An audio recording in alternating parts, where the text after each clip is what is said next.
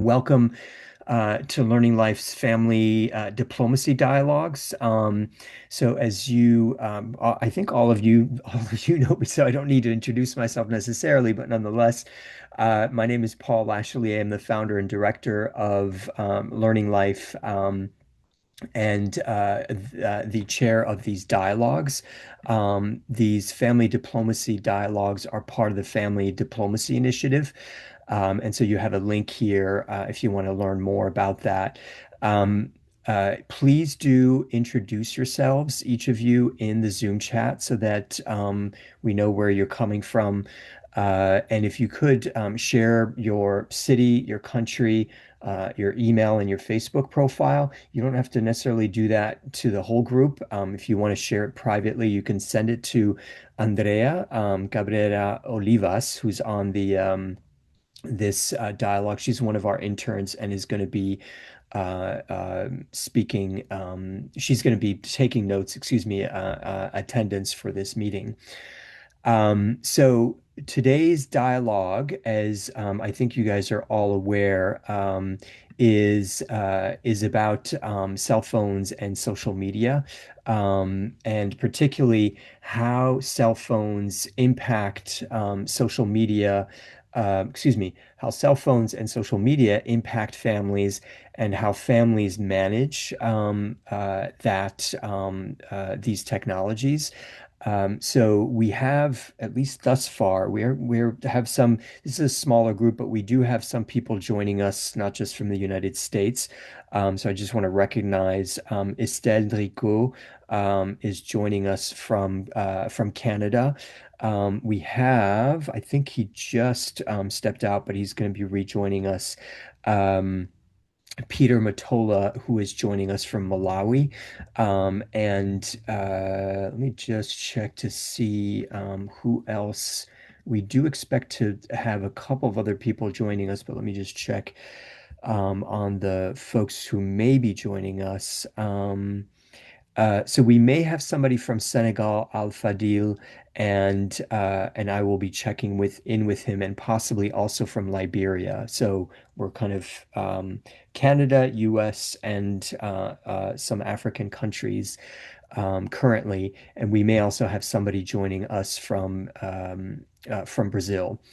Um, and so, oops, and there are a number of other people joining us right now from Zimbabwe, Bangladesh, and I can't remember where Khalid is from, so we'll find out. Um, so again, for those of you who are just joining us, Khalid, great. That's I now know where Khalid is joining us from Pakistan.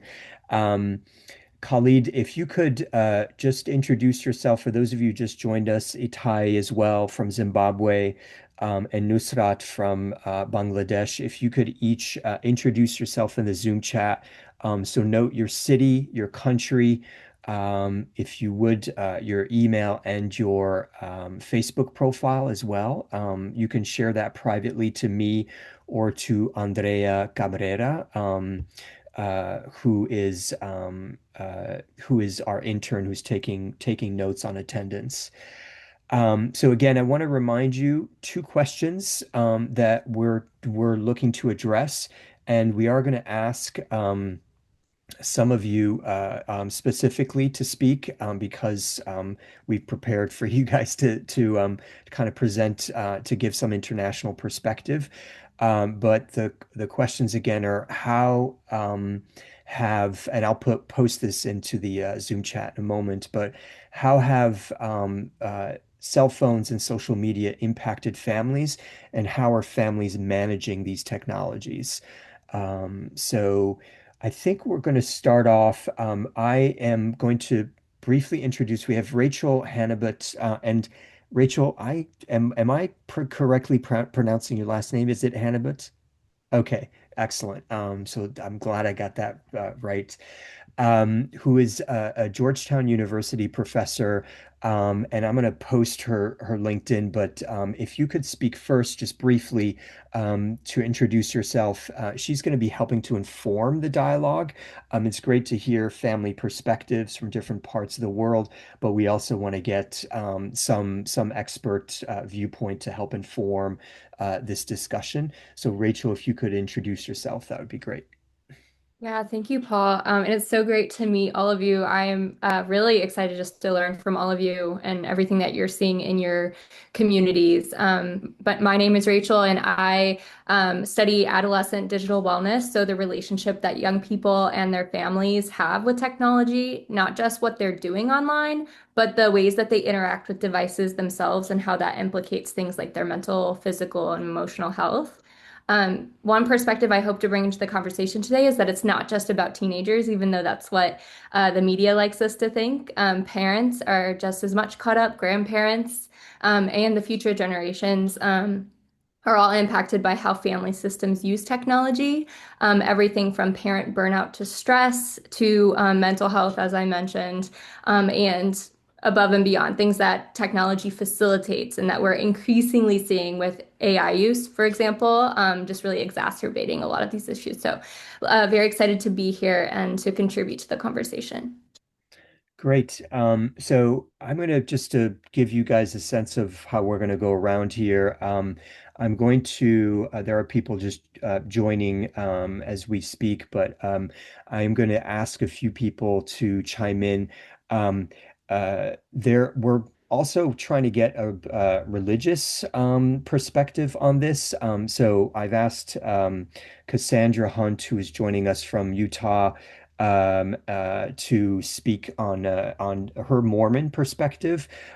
We will be having actually one of my cousin's wives, Shelley, who is born again Christian.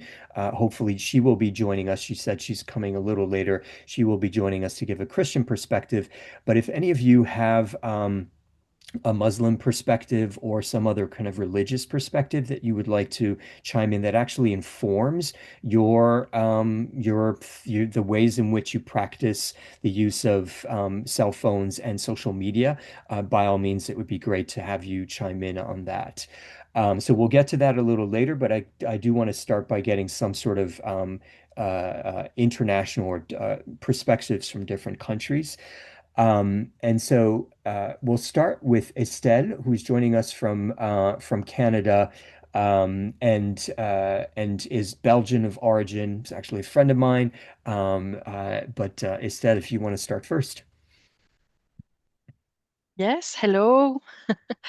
For me, I am here living in Canada since now 30 years. I come from Europe and I have family everywhere in France, in Belgium, in Canada, in Brazil.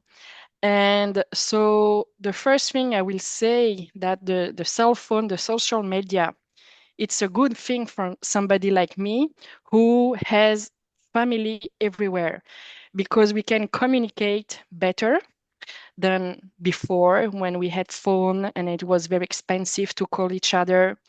And now we have WhatsApp, which is free. We can communicate easily. And so the distance, we don't see it anymore. We can chat every day. We can speak every day as often as we want. So the first thing I see about the phone, the cell phone, that it's there is no more boundaries, no more distance, and our communication of every day, it's really great. I have my daughter now, she's in Bangladesh, and I have just to think about the 10 hours or 9 hours of gap, and then we talk like that every day. So so I see that, the first thing for somebody like me, it's a good thing. But in my everyday life, I have two sons here still living with me, and the cell phone can be a distraction. We have a meal together in the night, and if the cell phone it's on the table, my son will be distract, and me too. So we have to put, like rules when we are all together having dinner in the night. We put cell phone and everything beside, and even if it's ring, we said, okay, we can call later. But I have to say that very often we check, oh, maybe it's important, and then we are distracted. So it's good and not good. That's my first thing I have to say about that. Yeah. Great. Thanks, Estelle. So I just pointed out in the Zoom chat, we have Peter from Malawi, and Khalid from Pakistan, Nusrat from Bangladesh, and Itai from Zimbabwe, and Shelley, who's just joining us from the United States, is just coming on. There are also a couple of people here, actually both in the U.S. military, well, whose families are in the U.S. military, Tice and Tanisha, who just joined us. I think Tanisha just joined us, but uh, they bring a perspective, it's an American perspective, but having lived abroad in different places, and so I'm gonna ask them to chime in as well. But it would be great to hear from. So Khalid has his hand up, but if you could just do as Khalid did, and raise your hand if you would like to chime into the conversation on these two questions. So Khalid from Pakistan, and remind us if you would, what city you're joining us from in Pakistan, Khalid. Oh, you're muted.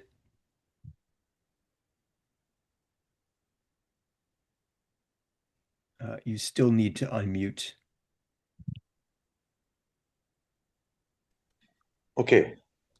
Got it. Uh, can you hear me now? Yes. Okay. Uh, I'm from Islamabad, Pakistan. Islamabad is the capital city of the country, and I am also, as earlier lady was mentioning, my family is also all over the world, almost everywhere. Two of my youngest and elder brother are in US, and my brother-in-law is in US, and my sisters in Canada and Paris and all over. What I feel myself is that although it's no doubt the social media is contributing a lot, but on the other hand, what I personally feel at times that perhaps it has created more distances. Although now one can call on Zoom or WhatsApp or Facebook Messenger, and which is all almost free. Whereas earlier, I remember my university days, the telephone. If we had to make a call to US, I had to travel 30 miles from the university campus to make a call, and we used to book a call, in those times, and then wait for our turn. Then it used to be like a 3 minutes call only. We traveled like 1 hour to make a 3 minutes call. And now it's always anytime, anywhere we can call. But I feel that the love, the affection, the which we had in those days is, I think it's reduced, because when we see at home, I'm father of four, two boys and two girls. When we're sitting, everyone I many times I notice that everyone is holding a cell phone in his or her hand, and everyone is talking, but everyone is chatting somewhere or responding or something. And at times it feels like this telephone, this especially social media and the cell phones, have broken the family ties. Earlier, it used to be like the entire family has to sit together for breakfast, for lunch, for dinner, for social gathering, everything. Now it seems it's not necessary, perhaps. Their social media has become more important than the family unity and family ties. This is what my personal feeling is of the head. Mm, mm. Thanks, Khalid. Uh, Leroy is joining us from Liberia and has his hand up. Leroy, and I hope your brother is okay. I don't know if he can hear us. Yeah, I can hear you. Can you hear me? Yes. Okay, so I'm sorry I am not able to turn on my video because of the policy here. So I will just have to speak out like this. So he's trying now. He's getting much better. He got treated this morning, and he's still under treatment. And we give God the glory. I am currently speaking from Monrovia, Liberia, the capital city of Liberia, and it's uh May afternoon here. Yeah, and I'm grateful to be here again after a while. It's a privilege to be here. I want to say many thanks to you and the team for quickly to the point. I Social media isn't bad.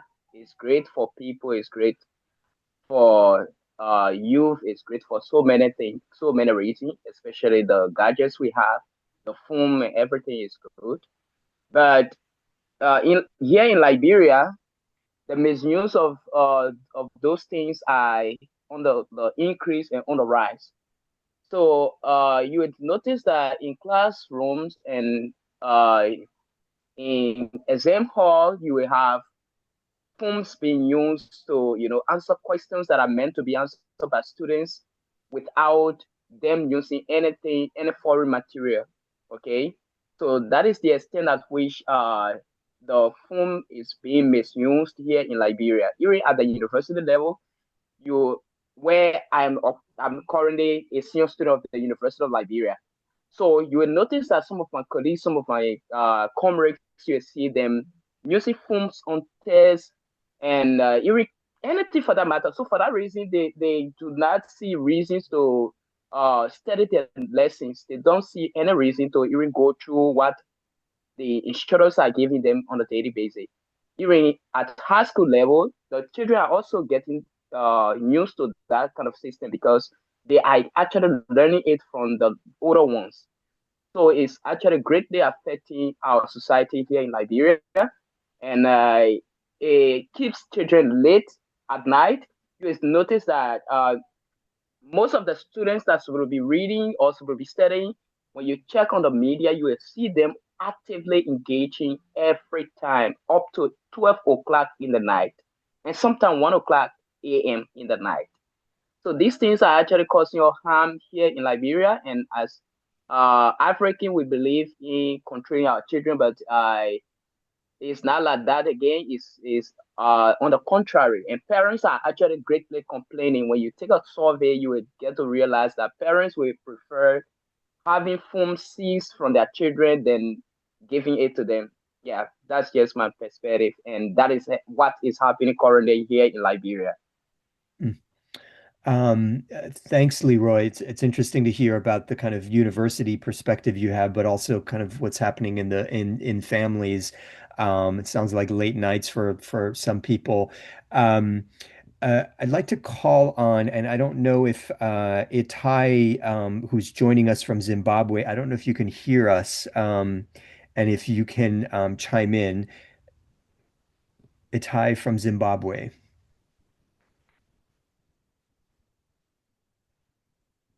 Oh, I think he's having connection issues.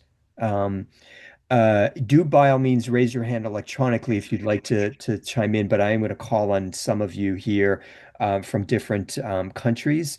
Um, Peter, who is joining us from Malawi, can you share with us your answer to those two questions, how it's impacting your family, and how you guys are managing that? That is one thing that we haven't talked about so much in your answers. It'd be great for you guys to talk about the ways in which you're trying to manage that, manage the use of cell phones and social media. Peter from Malawi,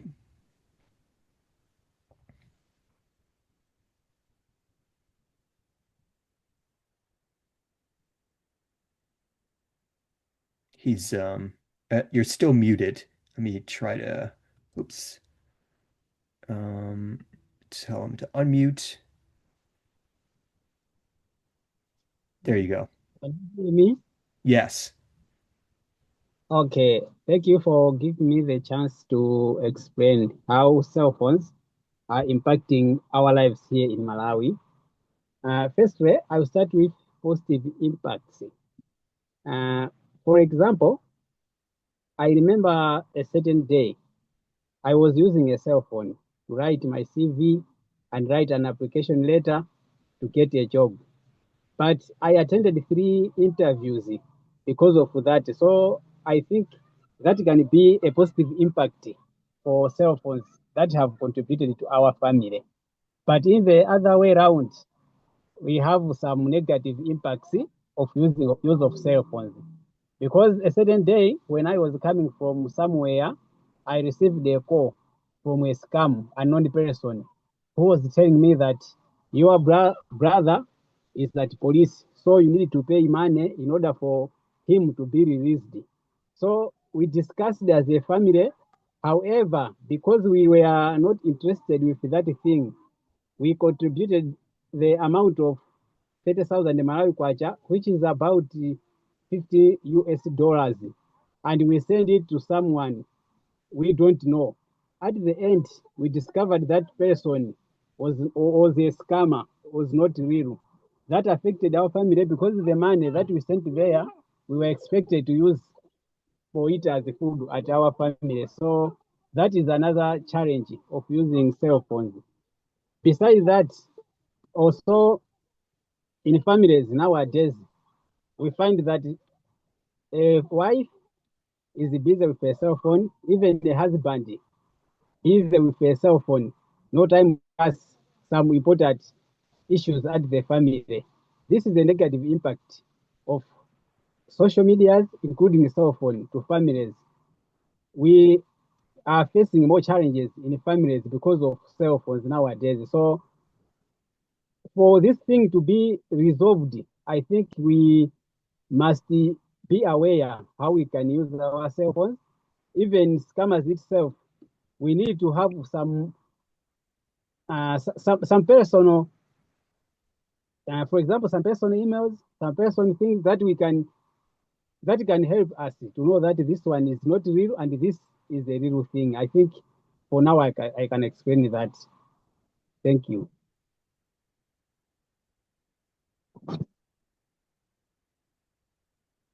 You're muted, Paul. Thank you. Sorry about that, guys. Peter, I wasn't entirely clear on the way it's impacting your family. So I understand that you guys were the victims of a scam, but if you can elaborate how it's impacted your relations in your family, for instance, with your kids or with your parents. For my kids, for example, I have a last born. All the time when we are in our house, she cries if she don't see a cell phone. She always used to use a cell phone, and oh, she likes too much social medias like TikTok.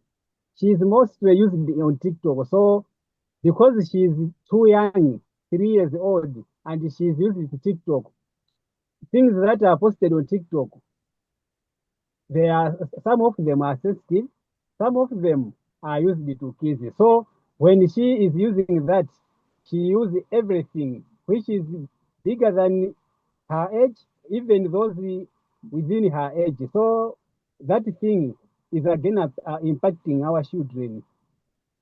Interesting. So if I'm just to clarify, your daughter is 3 years old and she sometimes has access to the cell phone and she's using it for TikTok and she cries when she doesn't have it. Yes. Okay. Okay. Um, uh, Let me see. I'm going to ask if she's still with us because I can't see her on screen. So we had, Nusrat. Nusrat from Bangladesh. I don't know if you can hear us, but it would be great to get your perspective as well on those two questions. And Nusrat, you're muted. Hi, can you hear me? Yes. Yes. Yeah, okay. So, yeah, I just want to say it actually varies from different families. I can see here in my country, Like some families, they allows the cell phone or smartphone while they are even having dinner or lunch or every moment, but other families and they don't allow. For example, in my family, my father don't allow us to use any sort of devices while eating. It doesn't matter whether it's ringing, whether it's very important or something like that. If we use any sort of devices during our meal, there, I mean, like he is literally furious and he's gonna like punish us. So we don't touch our smartphone or cell phone while we are just together or while we are just having our meals, like dinners or lunch. And another thing is like also another time while we also avoid the cell phone, which is like our prayer times. And also it seems very, like unsocial or also seems very rude behavior when someone calls to the specific time while it's like praying the 5 times. As you know, like the Muslims, they also pray the 5 times. So when it's like the time of our prayer, and if someone calls us, so it seems a very rude behavior. And we people say like they don't have the common sense because they are gonna call us. So these sort of things usually we have, but it's not for the all families because I don't see these sort of rules or regulations for all the families. I can see the other families, they even use a smartphone while they are just having lunch or dinner, or while they are going to the washroom, they are using their smartphone a lot, so they don't have any restrictions. But in my family it has the restrictions. And personally, I really don't like using smartphone and social media a lot because I have some health issues. Like it really affects on my health issues, like especially my eyes, and also I really get a very bad headache while I use the smartphone for at least 30 minutes in a row. So I always try to avoid the smartphone. And another thing that I do, especially for my mental health, because I know the more you are using the smartphone, the more you are getting depression. So especially I do 1 day social media detox, and I do it every week. And I just fix this time while I don't have any specific calls or any sort of, like any connections, and I don't need it. And at that moment, I just go for 24 hours without any social media, without any smartphone. I just put it in my drawer and wardrobe, and then I just go for walking or any other places. So that's how it's going on. But overall, I can say like nowadays, because of the family ties, I guess it's also important to use the smartphone and cell phone. For example, my mom and she just got her first smartphone few days back because she wants to talk with me via the video call. So she just got her new smartphone, but still she doesn't know how to operate it. So I'm just trying to just teach her how to make a call. So that's how it's going on. Nusrat, thanks for that. If I remember correctly, so you guys are practicing Muslims? Yes, yeah, we do. But I guess it's a little different. Like my father, he don't. While my mom, he do. I also do, but not like the very tightly. Sometimes, yeah, you can say. And it depends, like your choices sometimes, yeah. But in my case, my father's case, he don't, because he don't believe yeah, any religion. Yeah. Mm. So we're going to have some transition to talking about religion and the ways in which religion can inform the use of cell phones and social media in a moment. But I Mhm. do want to get and Nusrat, so I would want to come back to you about that. So please think about that. And then any of you who are practicing Muslims, if you do feel like there are ways in which your faith does inform your use of cell phones and social media, please let us know because we're going to come to that in a moment. But before we do that, I want to come to Tice and to Tanisha, who are both are part of military families, U.S. military families, and have traveled and lived abroad. So it would be great to get their perspective. Tice, do you want to go first? Okay.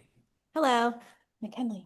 Hi. So we are a military family. My husband just retired last year after 30 years in the Marine Corps. And we've been back in the United States for 2.5, 3 years. Before that, we were in Japan and Germany for 10 years. I did notice that in which living overseas, I think also shaped cell phone use, like with my own children. So I have a 12-year-old, 23-year-old, and a 20-year-old. And my oldest, the 23-year-old, didn't have a smartphone until he was 17, which by US standards, that's probably unheard of. When I moved here, even looking at getting a cell phone for my 12-year-old, who was in at that time 11, the Verizon dealer told me that the average age is about 8 years old to get children's cell phones in the U.S. So 17 was pretty old, but that's also due to there were some differences in the United States. It's just much cheaper. There's a lot of access to cell phone use. You have family plans. And so it makes it cheaper to get phones for everyone in the family. You have a lot of unlimited plans. So in Germany, I didn't know a single German with an unlimited plan. I think they exist, but they are not common. So they're still using data packages with a certain amount of minutes. So that kind of shaped our cell phone use outside of the home. Um, Inside the home, I think because my sons just were not very connected to like social media, because they just didn't have that sort of access all the time. It wasn't something we talked about a whole lot. I just said, well, no social media right now, and then every year was kind of the same thing. So I think it was about what, 16, maybe, Adrian? Sure. When you got, say, what, Snapchat or something, and that was like just for the filters. Um, but we did have strict rules about not like who you could talk to. The bigger issue's been with my youngest one because now we're in the States. All of the friends have Instagram, TikTok. So I've told her no social media. So she doesn't have any access to social media. She does have a cell phone because once her brothers no longer lived at home because they were in college, and we wanted her to have access to them, to be part of the group chat, to be able to play, games with them.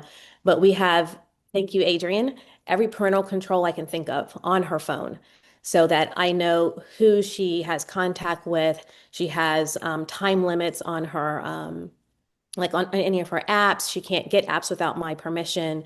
So I know what she's doing. And honestly, that was a big learning curve for me. So I'm glad I have my older kids because I'm just not tech savvy. So they were able to help out there. Um, and even still, I feel like we're very distracted by phones and we have to check each other. It's like, hey, we're eating, put the phone away. Um, and I feel like it's a lot more difficult here. Like even in Japan, there was more social etiquette, and it was really frowned upon to be on your phones in public. So those are the things I've noticed here that people are distracted, not just at home, but even in their relationships outside of the home. You see people eating and everyone's on their phone and not really interacting, or they're in the park and they're on the phone. And so those things were a big, big difference for us coming here. And it seems like it is very easy to get wrapped into it very quickly. Um, and I will say, with having my daughter, I think about with her being a girl, and I kind of hate to say that, there's some gender bias. I think about it a lot more with her because it looks like it impacts girls a lot more. Just who likes me, who doesn't, other people's influences, the impact, the beauty standards, like all of that seems to impact girls much more than it does the boys. And in our own family, even now, my sons just don't use social media much, and they're 20 and 23. So I don't know if that's just not having established that really early on. Um, Mm, so mm. McKinley. McKinley, yeah, do you want to chime in on like what your current use, what you've observed among your fellow students, and what you think is best practice? What should be kids your age be doing with cell phones? Well, when do you think you should get social media? 14. 14? Okay, make sure you speak up. Uh, Why? Why 14? because when you're in high school, everyone already has social media, and then you're gonna be weird if you don't have it. I don't know if they can hear you. I don't know if you guys can hear her. She's We soft spoken. Yeah, we can definitely hear her. And so there are kids. How many of your classmates have cell phones that um smartphones with access to social media that you know of? All of them?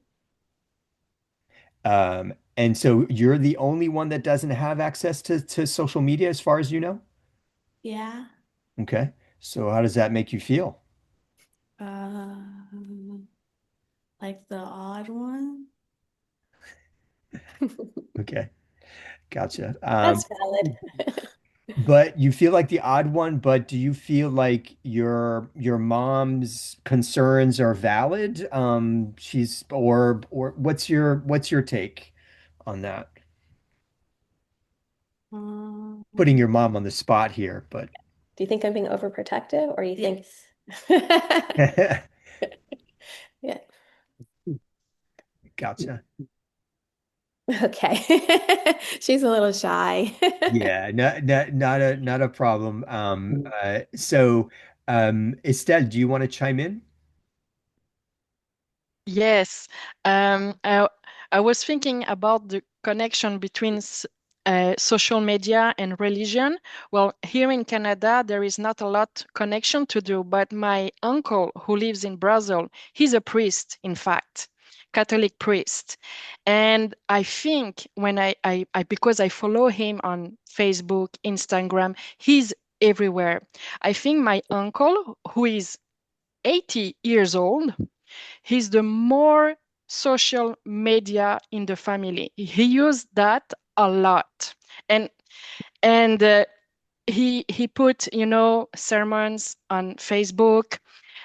He put activities, religious activities on Instagram.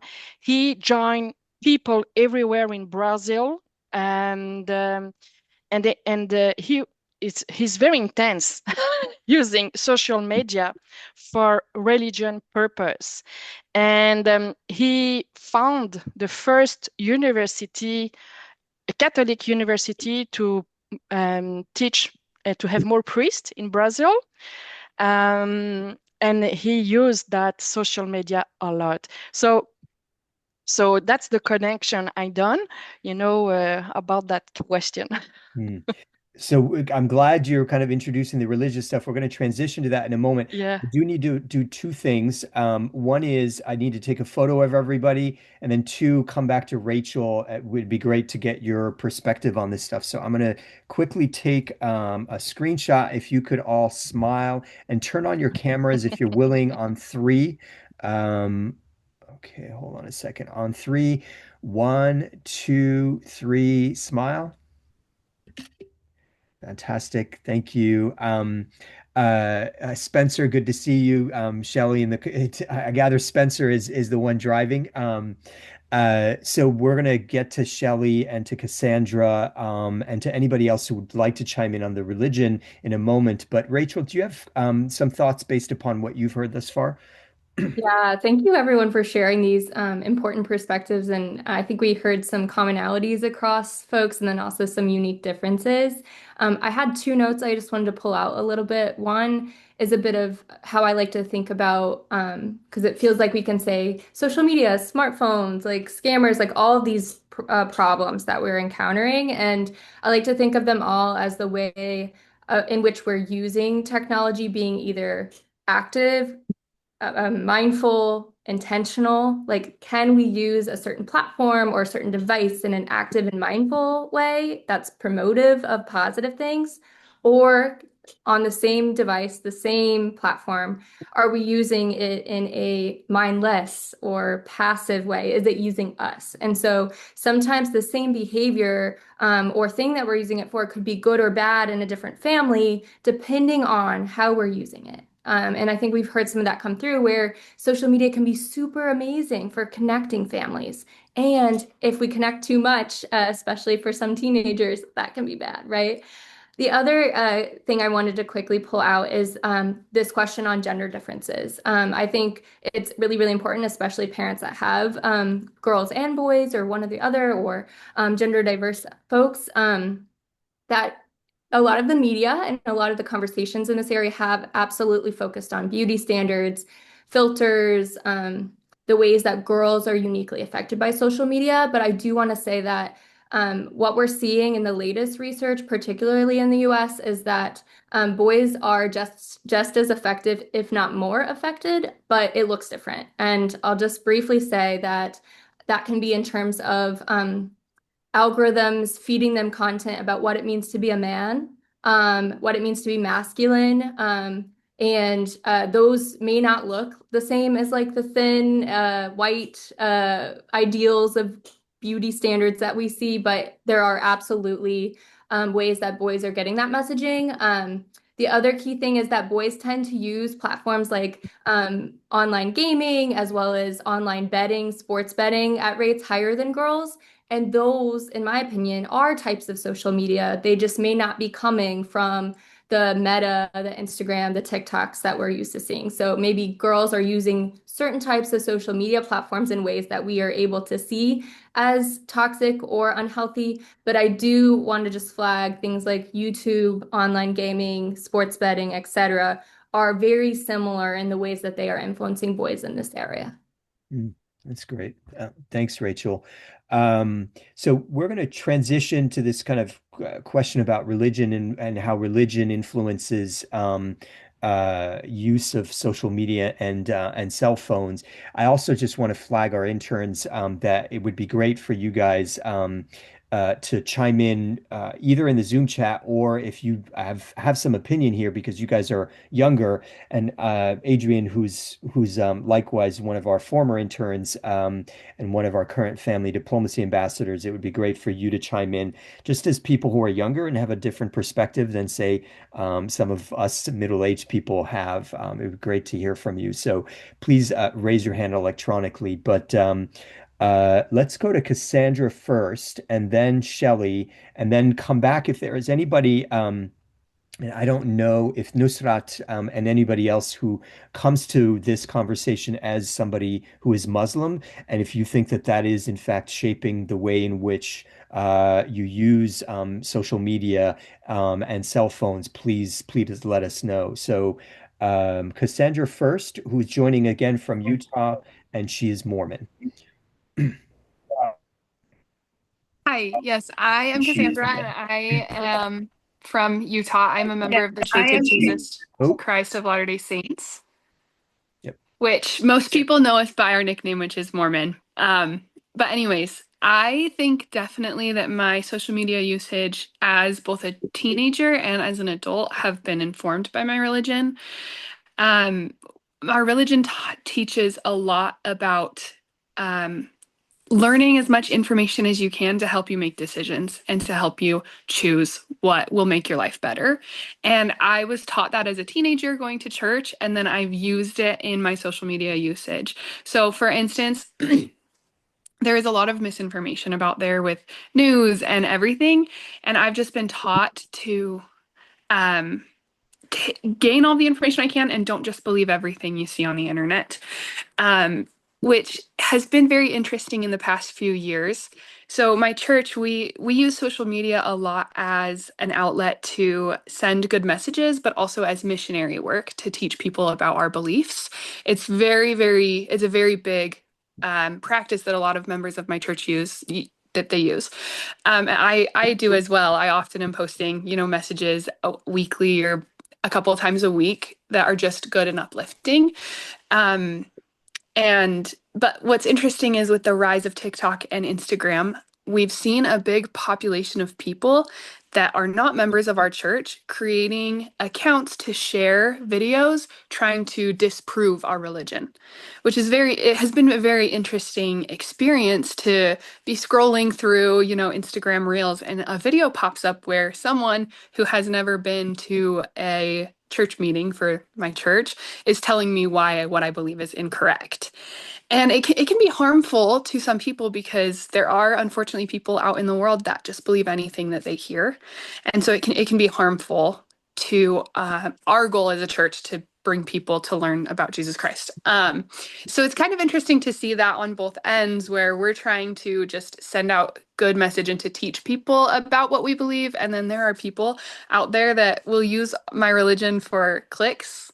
It is also really big right now for a lot of like TV shows and streaming services to have shows about my religion. Like there's The Secret Lives of Mormon Wives, which is a worldwide TV show that's very popular right now. And most of us as members of the church believe that that does not accurately portray what we believe. So it's just been a very interesting experience. But a lot of the way that it affects families, I think, and like the way families manage that, at least in my experience and people that I know in my network, is to teach children and to teach people to use technology in a way that is useful. Kind of like what Rachel was saying. Are we using it mindfully or are we using it mindlessly? Um, if you're on social media, if you're using this technology and it's um, making you feel so negative and it's just not good, then it's probably not something you should be using it for. So let's switch and, change. And I don't remember who said that they do social media detoxes, but I do that occasionally. I'll just delete everything for a month because it's, it just, it can be so useful. It can be an incredible tool, but it can also be so negative sometimes, which I think is the downside of it. But yeah, that's kind of my experience. Cassandra, in your own family, when you get together with your family, so for instance, what are the rules about using, are there rules, and is that informed by your faith? Yeah, we do have a rule of no cell phones at the dinner table. And I had that cell phones and smartphones and iPhones became really popular when I was a teenager. So it was kind of a learning curve for my parents. They do have a lot. I'm the second of 10 children. So there are a lot of us. And my younger siblings kind of got smartphones at a younger age. But we just to be respectful and to be connected as a family, we don't use our cell phones at the dinner table when we're having family dinner. And I guess we don't necessarily have specific rules that we've talked about, but more it's just we try to be present with each other. Families and family connections are really important within our religion. And so just being connected with our family members is something that all of us hold to high regard. And we all know that sometimes cell phones and social media can take away from that. So we don't use it. But it can also be an incredible way that we connect with each other. We have a massive family group chat where my sister and her children, she'll send videos of her children every day so that we can see them so we can stay connected. So it's kind of on both ends. But yeah. Mhm. Yeah, it's interesting because it seems that the within the face to face, it seems to cell phones and social media seem to undermine things, but when you're apart, it actually strengthens fa or sustains family relations. Tanisha, I apologize, we didn't actually get to you. I'm glad you raised your hand, but I'm going to turn to Shelley first, and then Tanisha, and then Leroy. Shelley? I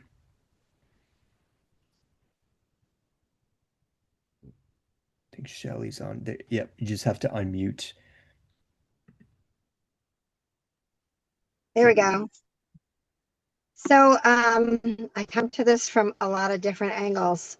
I'm very passionate about the topic right now because I'm a school counselor and I counsel a lot of kiddos with anxiety disorders and suicide ideation, and it's discouraging. But from the Christian perspective, like somebody else had said, that you can have a person who's Christian and not practicing, and then a person who is very conservative Christian. So I kind of fall more on the conservative side. I homeschooled my kids. They're all adults now, but I homeschooled them when it was time for cell phones, not until they were in high school. The rule was that where we lived, their high schools are out of town. So once they had to go out of town for high school, they were allowed to have a cell phone so that if they had emergency, they can call. But they all started out with dumb phones, like little flip phones. And didn't have access to the internet and all of that at first. So, but I also think the ages of my kids are kind of cuspy, like cell phones were just coming out. And so their addiction damage, so to speak, they weren't full into that technology-based childhood. And because they were homeschooled, they really were raised on a play-based childhood. So I should back up a little bit. I lead a parent book club. We're reading The Anxious Generation. Excellent read if you haven't read it and you have kids. So the book's premise is that kids right now are being raised in a technology era, and they are much more protected. So when I was growing up, we had a play-based childhood. We were allowed to play. We were encouraged, sometimes locked out of the house, to play all day long outside, right? So your mom was like, go outside and play, don't come back till dinner. Like that was, so we had unsupervised time all the time outside. We were solving problems, being creative, making up games, making up rules. Like we learned all of these higher thinking skills just on our own.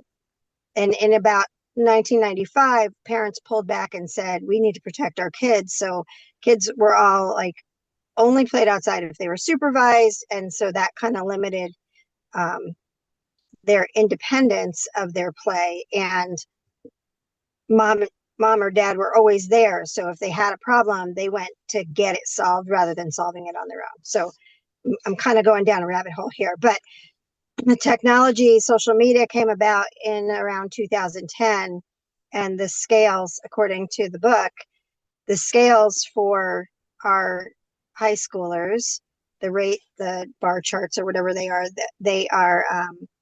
the chart goes kind of straight across all the way up into 2010, like ups and downs, but a little bit, and then skyrocketing from 2010 to the present for anxiety, depression, self-harm, suicide rates are just skyrocketing compared to prior to the social media. So social media definitely is impacting our kids. And so going back to Christianity, I have a conservative view of things. And so personally in our house, we did restrict when they can get on things, and we spoke to when they can. I think Instagram was the first one. I was like, it's harmless because it's just sharing pictures. Instagram from then to now has morphed into this addictive, my students call it doom scrolling, and where they're just scrolling. So it's like affecting their focus, it's affecting their stamina, it's affecting their learning. It's just mindless. And so so it's a big concern. But as a Christian mom who conservatively homeschooled and kind of spoke to all of those things, I think we did a good job. What do you think, Spence? Yeah, fairly good. My son is here. Hello. So, but I Spencer, don't know if I was raising children today. I mean, I have a lot of opinions because I see a lot of kids. I had one little girl kind of made an off-color comment. She's 7 years old last week. And I was like, where are you hearing those things? You're 7 years old. Like, why is that even in your dialogue? And she said, I saw it on YouTube. And so I went to her mom and I'm like, so here's what she's reporting. She said this in class. I work at a Catholic school. I'm like, so the topic isn't really appropriate for school. And she told me that she's seeing it on YouTube. And the mom was like, oh yeah, she's always on YouTube. I keep threatening that I'm going to take it away. And I was like, she's 7, take it away. Like, you're not powerless, you know? And so I think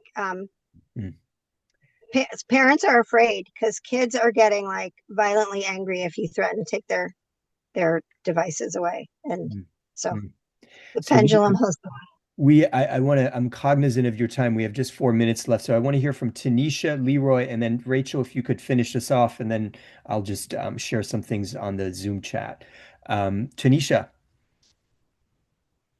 Okay, so I don't know if I have anything additive to contribute because everything everyone is saying from I can agree and I can relate to small things in everyone's input that they put out. And I have my oldest child is 25, and then I have a 13-year-old. And I will say that the older kids, when they were growing up, did not have cell phones for a long, long time. I think my oldest, when she got to like her 10th grade year in high school, she was like, Mom, like, I need a cell phone. And I'm like, why? You're always with me, or you're at school with an adult where you can call me. You don't need a phone. So I gave in and did the phone with them. So I think my kids got a little bit of, I love what Shelly said, because I'm like in between. I grew up in the 80s, right? But I can still kind of relate to like the now, like having the technology now. It has both its pros and its cons. I mean, it could be good and bad. Like Rachel said, it's like, how are you using it? Are you using it for good things? And as parents, we have to really be, if we're going to let our kids use technology, social media and stuff like that, we have to show them the good ways to use it, so that they have the benefit of using it and being in touch with everything, like their friends and everything else that's going on, to be socially, in tune with everyone else. But we also have to teach them how to use it properly and how to use it for it to benefit them. And then I loved, I can't remember who said they do the timeout from social media, but I have to do the same thing. And sometimes I even, after 6:30, 7 o'clock, I'm not answering any phone calls, text messages. Unless it's an emergency, I just let it go. That's my time to spend with my husband, and my children, that are still in the house. And we do not use the phones at dinner time either. That's like a no. You can use your phone any other time. I really don't care. But at the dinner table, it's like, can we talk about something? Can we laugh? Even if we're all sitting there watching a television program together, I'd rather do that than have everybody on their phones, like not paying attention or whatever. I will say, when I was in Japan, um, and this was back in 2010, probably, the cell phone thing wasn't really huge. The kids were outside playing. When we did get a phone out there, it was a flip phone. It wasn't like a smartphone.